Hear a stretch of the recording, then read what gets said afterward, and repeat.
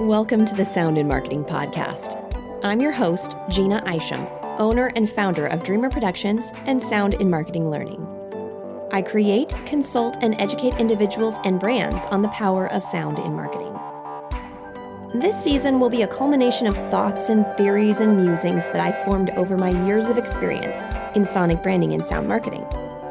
If the content in these episodes inspire actionable ideas for your company, don't hesitate to give me a call. This is what I do. This is what I know. I make sound on purpose.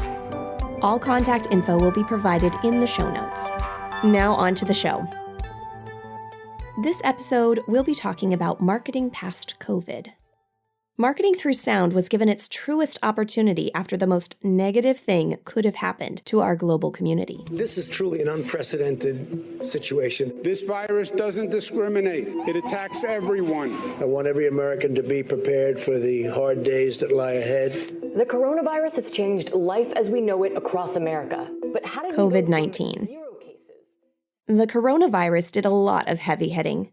In fact, the repercussions are most definitely still in effect, and will be for many more years, I'm sure.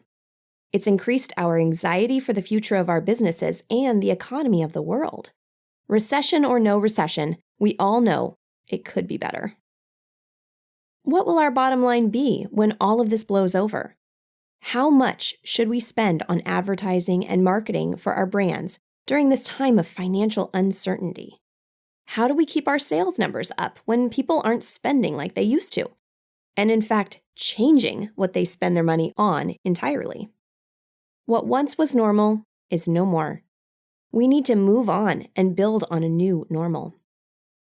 In the past, marketers have relied heavily on data. They've drawn up their statistics on typical spends and routines of white male age 34 or Hispanic female age 56. They market to these well-thought-out, well-researched demographics of people that buy their goods and request their services. However, our buyer and consumer data is now outdated. What once was a spend is now a window shop. Routines have been altered and evolved. The buyer persona is new.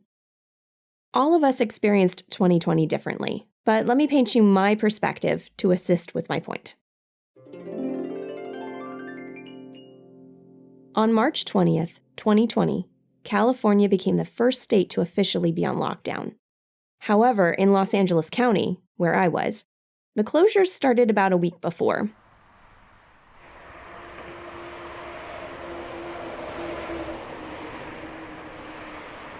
People who generally had an hour and a half to 2 hour one-way commute from the Inland Empire to Santa Monica, seriously, you guys, were now at home. Massive conferences and festivals like NAB and South by Southwest were canceled. Students who used to frequent dorm hallways and late-night parties were not. Shopping malls were empty, and restaurants and breweries were closed. Suddenly, everyone was at home. Some were with their family, some were by themselves. Normal routines stopped. Busy day-to-day life slowed to a crawl. No one was shopping or socializing like they used to. No one was or ever will wash their hands like they used to. 2020 wasn't the time for a sell. In fact, now isn't the time either. Now is the time to relearn who our customer and consumers are, because they're not the same people anymore. In fact, even if they were the same people, those people are not the same people they were pre-2020. If you get what I mean. Our numbers and stats and personas are now completely obsolete. It will take us some time to build those back, but in the meantime, we should be innovating our marketing strategies. We need to get to know our consumers in a brand new way. This is hard. How can we market to someone without ending with a sales pitch? Without being intrusive or offensive? How can we really, truly connect with our audience when we are a business as well and need to sell our goods and services? We have our bottom line to worry about too. We know that the ad written and shot in February 2020 about the amazing, luxurious experience you'll have driving a brand new Audi is no longer relevant. Marketing budgets shrunk, then ballooned, then changed again. What do we do when the way we always did things has to change? What can we hold on to? What has had a proven track record of engagement and authenticity for over 100 years and doesn't require nearly the same amount of gear and production and heavy lifting? Sound. Radio has been king since it went commercial in 1900. As of late, it has dropped off in listenership only to be reinvented and rebooted again. Same medium, different formats. The concept of auditory storytelling is more relevant today than ever. Radio used to be our main source of communication. It connected us to the world as well as local community. Really, it was the main source of entertainment. If you haven't experienced any old Radioland radio shows and their brilliance, let me just give you a taste. Well, let's see, we have on the bags, we have who's on first, what's on second, I don't know who's on third. That's what I want to find out. I say, who's on first, what's on second, I don't know who's on third. Are you the manager? Yes. You're going to be the coach, too? Yes. And you know the fellow's name? Well, I should. Well, then who's on first? Yes. I mean the fellow's name. Who? The guy on first. Who? The first baseman. Who? The guy playing first. Who is on first? I'm asking you who's on first. That's the man's name. That's whose name? Yes. Well, go ahead and tell me. That's it. That's who? Yes. Look, you got a first baseman? Certainly. Who's playing first? That's right. When you pay off the first baseman every month, who gets the money? Every dollar of it. All I'm trying to find out is the fellow's name on first base. Who? The guy that gets the money. That's it. Who gets the money on He first? does, every dollar. Sometimes his wife comes down and collects it. Whose wife? Yes. From 1900 to 1922, the radio networks were scrambling to find a way to monetize their programming. Sound familiar? Hint, hint, YouTube. It wasn't until Bell Telephone Company, a parent company of AT&T, produced the first radio advertisement in 1922 that radio figured out how to make money. This is long distance. I'd like to put in a call to my home in Brooklyn, New York. The number is Beechwood 2028. Certainly, I will try to get it for you. Flash forward 100 years, and we've seen this pattern of where's the money repeat itself. First in radio, then on TV, and then internet and streaming networks learned how to become profitable. Now it's the evolution into voice-first technology that has our attention. The beauty and power of voice-first technology is that it takes on the primary principle of radio. However, the internal and external packaging of voice tech is much more advanced. So what is voice-first technology? Voice-first technology is the transmission of messages through sound. Voice-first is utilized through interfaces like smart speakers, voice assistants in cars and homes, wearables, hearables, and other smart technology. One of the reasons that these new voice-first technologies haven't been fully adopted or realized is that marketers think that it's a replacement for video and other visual devices. They don't want to take the chance on something replacing phones or computers. They don't see sound marketing as a realistic replacement. It is important to note that voice technology is not a replacement of visual modality. It is an enhancement to it. Phones are way too functional to go the way of Laserdisc. They are not going anywhere. Our phones serve too much functionality for any invention to realistically replace them. Sound in marketing creates the opportunity for a multimodal experience. For those not familiar with that word, multimodal basically equates to being usable in more and more ways.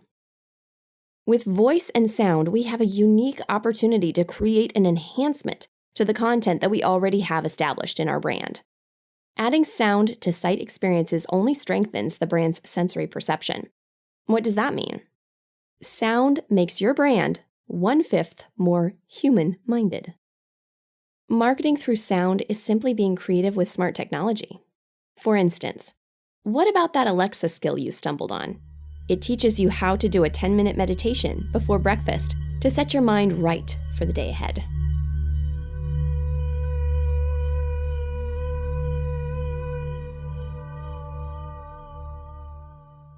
What about the narrative radio show about a scientist who travels to Mars and discovers a colony of Martians that have been studying human beings by watching repeats of Seinfeld? What about an app that changes the sound of your voice into a favorite Looney Tunes character to leave silly and probably nonsensical messages for bored friends a few states away?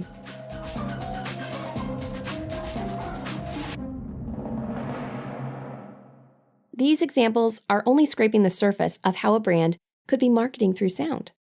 Seriously, the possibilities are endless.